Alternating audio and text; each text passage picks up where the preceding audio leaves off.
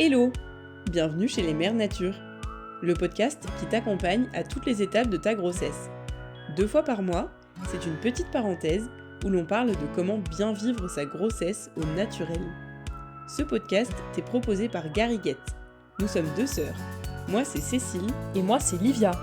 Pour t'accompagner au mieux, nous te présentons un professionnel de la grossesse à chaque nouvel épisode qui vient te livrer tous ses secrets. Et tu peux nous retrouver sur Instagram, sur gariguette au pluriel -fr, où tu y trouveras plein de conseils. Bonne écoute!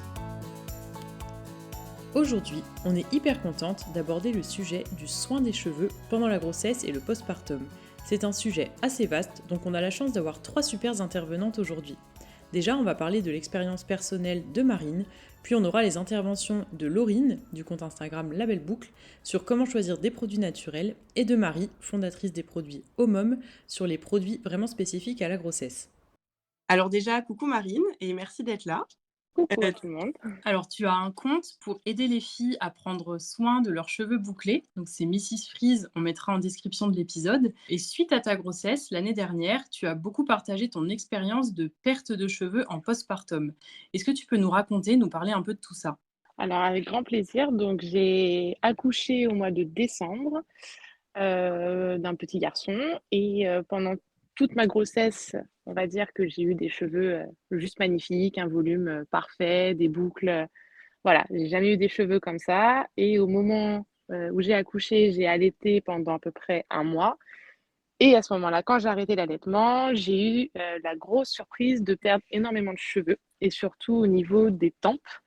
J'ai perdu, j'avais des trous, clairement, j'ai eu des trous, ça tombait par poignées à chaque fois que je les lavais et j'ai eu énormément de nœuds alors que je n'ai jamais de nœuds. Je pourrais rester 2 semaines sans les brosser, malgré que j'ai les cheveux bouclés, sans problème. Sauf que là, j'avais des nœuds énormes et ça me faisait perdre carrément des morceaux de cheveux tellement les nœuds, ils étaient impossibles à en défaire et donc ça a été très compliqué, pour moi, de d'aller bien par rapport à cette perte de cheveux et surtout des trous que j'avais au niveau des tempes. Donc ça se voyait pas mal au niveau du visage.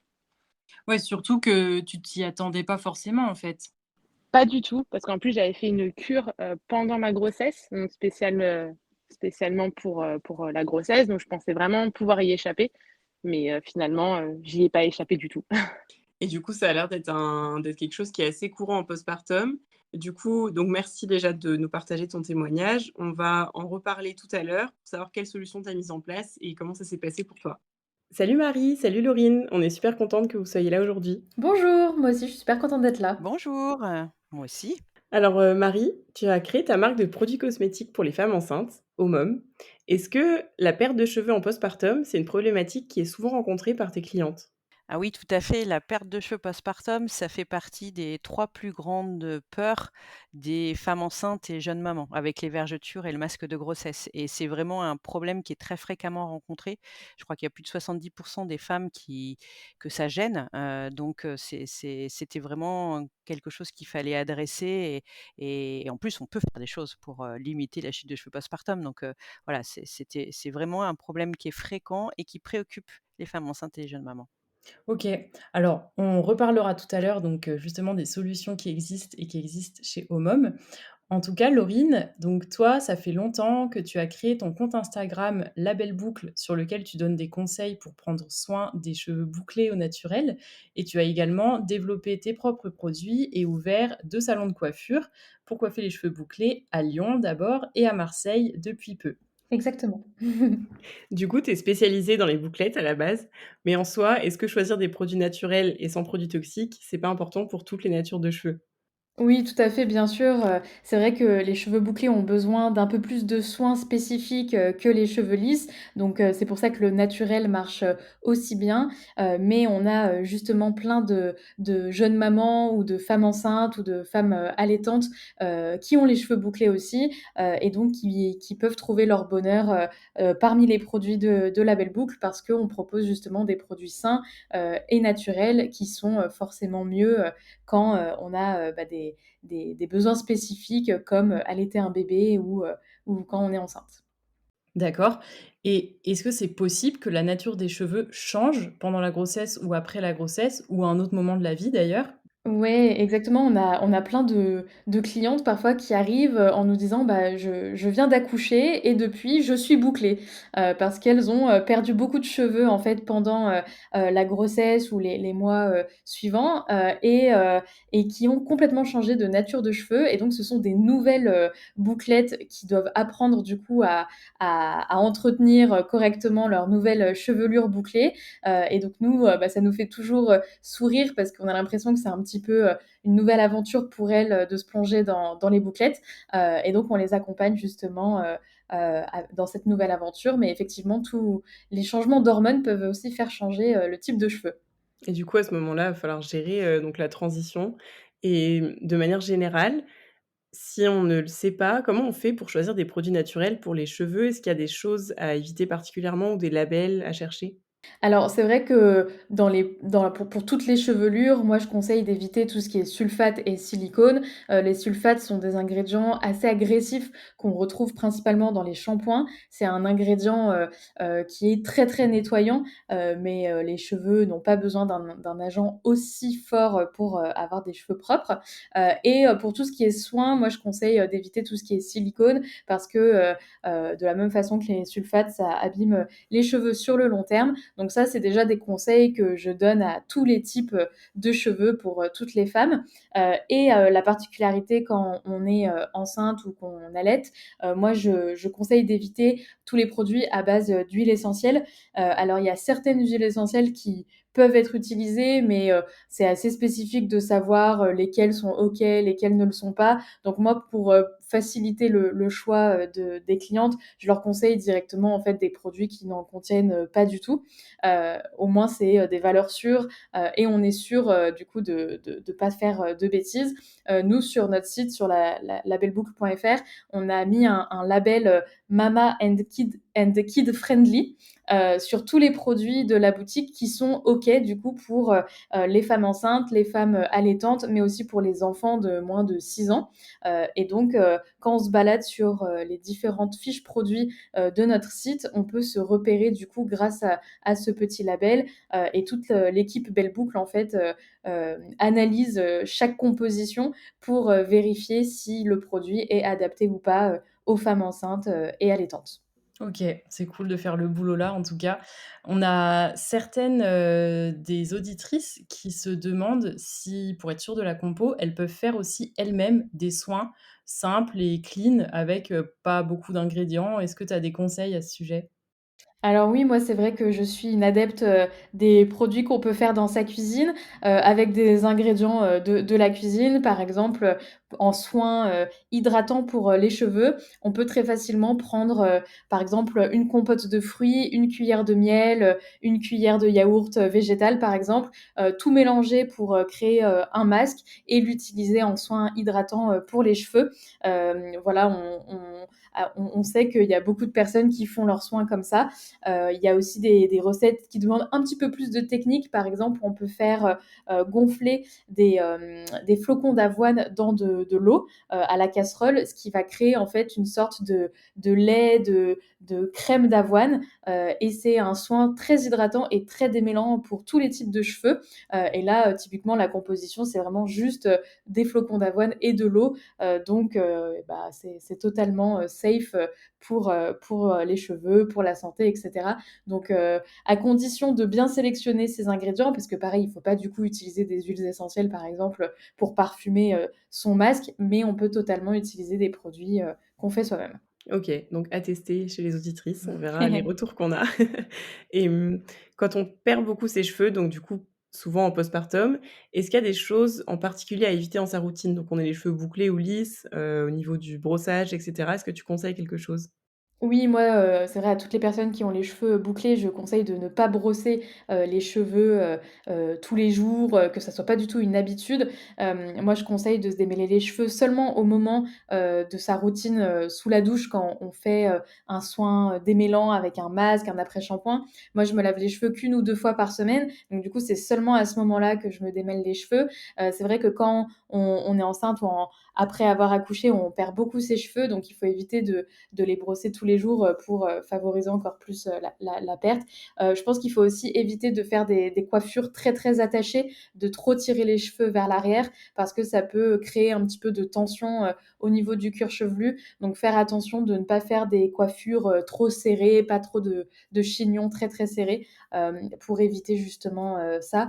Et de façon générale, être très, très doux avec ses cheveux quand on fait son shampoing, masser son cuir chevelu de façon très délicate, prendre le temps de faire son petit massage et au contraire ne pas frotter trop énergiquement sa chevelure pour éviter de créer plein de nœuds et de retirer encore plus les cheveux.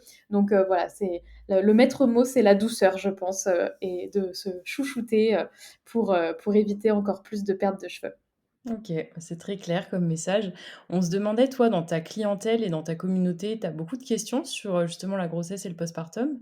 Ouais, j'en ai énormément, donc c'est pour ça qu'on essaye d'avoir, une belle sélection de produits comme par exemple, les produits Homem, dont vous allez parler, après, parce que ce sont des valeurs sûres justement et nous on aime bien rediriger, nos clientes vers des marques, spécialistes, et après ce qui est intéressant aussi, c'est que souvent les jeunes mamans prennent conscience justement aussi de la consommation de produits naturels pour, elles, mais aussi pour leurs enfants, et donc on reçoit énormément de questions, de mamans en fait qui passent finalement au naturel au moment où elles sont enceintes, mais aussi après pour leur bébé, parce qu'elles se rendent compte que eh bien finalement c'est très efficace et beaucoup plus doux pour elles, pour l'enfant et pour la planète. Donc effectivement c'est un sujet qu'on traite tous les jours chez La Belle Boucle. C'est vrai que c'est un gros changement d'habitude, le début de la grossesse, on le constate aussi beaucoup. C'est un tournant, ouais. Donc pour revenir à toi Marie justement, est-ce que tu peux nous expliquer pourquoi souvent les cheveux sont en pleine santé pendant la grossesse et beaucoup moins en forme en postpartum? Alors oui, tout à fait, je vais reprendre les cours de biologie, ça va nous faire retourner en arrière. Donc, déjà, en période normale, quand on n'est pas particulièrement fatigué ou sans changement de saison, sans grossesse, sans postpartum, on perd entre 50 et 100 cheveux par jour. Je ne sais pas si vous le savez. Et le cycle du cheveu, il se déroule en 3 étapes. Une première phase qu'on appelle la phase anagène, qui est la phase de pousse du cheveu. Elle dure en moyenne entre 4 et 6 ans. Elle est souvent plus longue chez les femmes que chez les hommes. Ensuite, après 5 ou 6 ans, le cheveu, il rentre dans sa deuxième phase qui s'appelle la phase catagène, qui est une phase de transition. Là, sa croissance, donc la pousse se ralentit et le bulbe pileux qui est ancré dans le cuir chevelu, donc dans le derme, il diminue de volume et puis se rétracte un peu jusqu'à se couper des vaisseaux sanguins. Donc le cheveu n'est plus alimenté. Et ça dure à peu près 2-4 semaines. C'est très rapide. Et enfin, on a ce qu'on appelle la phase télogène. C'est une phase de repos où là, le cheveu ne pousse plus. Il reste attaché à son bulbe pileux qui est encore dans le derme mais qui n'est plus alimenté. Ça dure 3 à 4 mois et au bout de ces 3 à 4 mois, le cheveu va tomber sous l'action mécanique du brossage. Tout à l'heure, Laurine recommandait de pas trop se brocher ou du chignon serré ou des frottements, etc. Et ce cycle-là, il se produit entre 20 et 25 fois dans une vie et il concerne nos 150 000 cheveux. Mais alors, il y a des moments dans la vie où on va perturber ce cycle. C'est le changement de saison, c'est le stress, c'est un arrêt de contraceptif et c'est le postpartum ou la préménopause, parce qu'on a aussi de la chute de cheveux en préménopause. Et pourquoi alors ça se modifie? Puisque pendant la grossesse, on synthétise beaucoup d'œstrogènes, les hormones féminines, les oestrogènes, et les oestrogènes, ils ont pour fonction de booster et de stimuler l'ensemble de l'organisme. Donc, ils vont aussi booster le bulbe pileux et donc la pousse des cheveux et la vie des cheveux va donc être prolongée. C'est-à-dire que on va prolonger la première phase, la phase anagène et le cheveu ne va pas passer en phase de repos pendant la grossesse et c'est pour ça que souvent, on a des super cheveux, beaucoup de cheveux, on les perd moins, 2 fois moins qu'en phase normale. On a des cheveux qui sont forts, qui sont pleins de vitalité. Généralement, la grossesse, c'est une bonne période pour nos cheveux. Mais voilà, on accouche et après l'accouchement, il y a une chute brutale de ces oestrogènes. Et là, tous les cheveux qu'on avait stimulés, poussés et qui étaient restés en phase de croissance, ils passent tous tout d'un coup en phase de repos. Et 3 à 4 mois après, eh beh, du coup, on va avoir une chute massive et là, on perd jusqu'à 300 cheveux par jour. Donc c'est 3 à 6 fois plus que la moyenne. C'est pour ça que c'est super impressionnant et que ça fait vraiment flipper et à juste titre, les jeunes mamans. Alors, ce qu'il faut savoir aussi, c'est que l'allaitement retarde cette chute de cheveux parce que pendant qu'on allaite, on continue à synthétiser les oestrogènes. Donc, généralement, quand on allaite, on n'a pas cette chute de cheveux postpartum. Elle arrive plus tard quand on arrête d'allaiter ou si c'est un allaitement long, elle finit par arriver puisque les oestrogènes finissent par diminuer. Et donc cette chute de cheveux postpartum, on l'appelle l'effluvium télogène. Donc télogène, c'est la dernière phase, la phase de chute et c'est-à-dire, tout d'un coup, on a un afflux dans cette phase-là et on a beaucoup de cheveux qui tombent, quoi. Donc je rassure quand même les auditrices, la chute de cheveux postpartum, elle est pas irréversible. C'est-à-dire que le processus biologique, le cheveu qui tombe, il est mort, mais le bulbe, il est toujours en mesure de produire un nouveau cheveu et du coup, les cheveux vont repousser et pendant toute une période, on aura plein de baby hair. Donc là, peut-être que Laurine aura des conseils à nous donner pour mieux maîtriser nos baby hair parce que c'est pas évident, hein, quand on s'attache les cheveux, on a tout un tas de cheveux qui échappent justement à la couette. Donc voilà, c'est pour ça que pendant la grossesse, on a des beaux cheveux et qu'on les perd massivement après l'accouchement. Alors Laurine, on en profite pour rebondir sur ce problème des baby hair. Est-ce que toi, tu as des conseils pour les gérer? Oui, alors il y a beaucoup de bouclettes, effectivement qui s'en plaignent parce que ça fait plein de mini boucles tout autour du visage. Alors nous, on a beaucoup de produits sous forme de gelée capillaire, qui permettent, de fixer en fait ces petits cheveux, et qui peuvent fonctionner du coup sur tout type, de cheveux en plaquant avec le gel, les petits cheveux dans sa coiffure ou autour de son visage et ça, c'est des techniques, que beaucoup de nos clientes utilisent effectivement, pour éviter ces petits cheveux qui volent, tout autour, du front. On a notamment testé avec le gel d'aloe vera il y a pas longtemps et Effectivement, ça le marche gel très bien. d'aloe vera fonctionne très bien, ouais. Bon, en tout cas, merci pour toutes ces explications. Marie, maintenant, rassure-nous, est-ce que chez Omom, vous avez des produits pour aider justement à la perte de cheveux? Oui, alors on va pas, le faire que cette chute n'existe pas, mais on va pouvoir, avec des solutions naturelles, ralentir la chute et surtout accélérer la pousse derrière, du nouveau cheveu dans le bulbe. Donc ça c'est sûr et après il y a tout un tas d'autres bonnes habitudes à prendre dans son hygiène de vie, en s'hydratant bien, en essayant d'éviter au maximum le stress et la fatigue. Bon, on sait que c'est pas facile quand on est une jeune maman avec, toutes ces nouvelles tâches et puis les nuits entrecoupées et puis en faisant attention à conserver un bon apport en vitamines du groupe, B dans son alimentation et en fer également. Et puis il y a la complémentation, donc c'est ce qu'on propose nous avec les produits Homum. On propose en fait une solution inside out pour prendre, soin de cette, chute de cheveux postpartum. Inside out, c'est-à-dire qu'on va allier, on va faire une prise en charge globale de la problématique avec l'efficacité immédiate avec l'application en topique sur le cuir chevelu de notre lotion anti-chute, de cheveux et une efficacité durable et profonde avec l'apport de nutriments ciblés d'un complément alimentaire, renfort et croissance du cheveu. Donc c'est ce système-là, inside out, qui va être intéressant puisqu'on met toutes les chances de notre côté justement pour ralentir la chute et puis après booster la pousse. Donc on a une lotion, qui s'applique, raie par raie. C'est une lotion aqueuse, ce qui fait qu'on peut la mettre avant d'aller travailler. Une fois que ça a séché, on n'a pas le cheveu gras, on n'a pas besoin de rincer, le cheveu est léger, doux et brillant. Donc on pulvérise raie par raie tous les jours. Et ensuite, on a un complément alimentaire donc qui se prend, sur une cure de 3 mois à base d'ortie, de roquette, de bambou et de biotine aussi, la fameuse vitamine B8 qui nourrit le cheveu et stimule les follicules pileux, pour pouvoir justement avoir cette action durable sur la pousse de cheveux, et le renfort du cheveu. Donc ça, ce sont des produits qui sont disponibles sur la boutique, La Belle Boucle et on a 2 nouveautés là qui sont en chemin vers les entrepôts de La Belle Boucle puisqu'ils sont arrivés, chez nous hier, qui sont un shampoing, un après-shampoing sans sulfate pour rebondir sur les propos de Laurine et qui sont eux aussi, sur le renfort. Donc là, on va vraiment jouer sur la texture du cheveu qui peut être un peu plus fine, le cheveu un peu plus mou, un peu plus fatigué après la grossesse puisque justement on baisse les oestrogènes donc on n'est plus en super stimulation. Donc là, si, on utilise un shampoing, un après-shampoing à renfort et ensuite la solution in and out avec la lotion et le complément, normalement, on a de quoi passer cette vilaine phase un peu mieux. D'accord. En tout cas, c'est cool, on a de quoi faire du coup, c'est une bonne nouvelle. Voilà. Est-ce que tu conseilles d'anticiper le postpartum au niveau des soins des cheveux avant que la chute commence ou ça sert pas à grand chose? Alors on peut commencer, effectivement, après alors puisque malheureusement, toutes les femmes n'ont pas de beaux cheveux pendant la grossesse. Ça, c'est le cas général, mais il y en a quelques-unes, on ne sait pas pourquoi, qui commencent à perdre avant. À ce moment-là, notre lotion, elle est compatible grossesse et allaitement. Donc on fait un laboratoire toxicologue, un toxicologue indépendant qui nous fait une attestation en étudiant tout notre formule, nos dosages, l'origine des ingrédients, et qui dit oui, ce produit il est complètement compatible grossesse et allaitement. Donc on a une attestation de la sécurité pour la santé publique sur le public des femmes enceintes et allaitantes avec la lotion.